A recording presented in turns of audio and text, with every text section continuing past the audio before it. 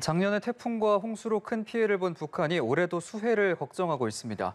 이미 함경남도 지역에서 폭우 피해가 발생해 북한이 이를 공개했는데요. 북한의 수해 보도를 계기로 정부는 대북 인도 협력 분위기를 띄우고 있습니다. 지성민 기자입니다.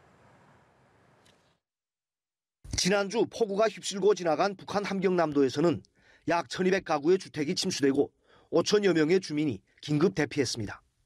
수백 정보의 농경지가 침수되거나 유실됐고 도로도 수십 곳이 끊어졌습니다.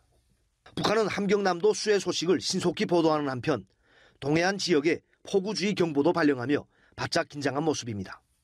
북한의 이번 수해 소식에 유엔과 유럽연합 등 국제사회는 인도적 지원에 나설 의사가 있음을 밝혔습니다.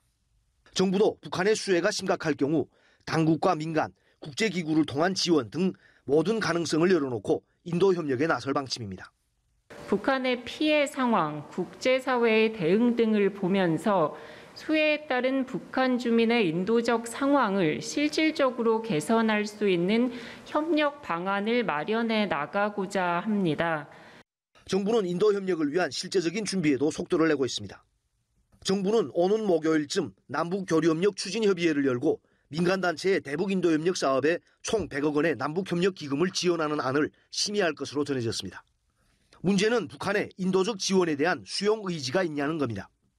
김정은 국무위원장은 지난해 8월 코로나19 방역을 위한 국경 봉쇄를 이유로 홍수 피해와 관련한 그 어떤 외부 지원도 허용하지 말라고 지시했습니다.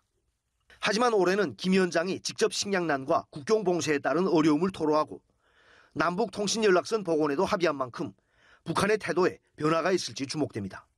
연합뉴스TV 지성림입니다.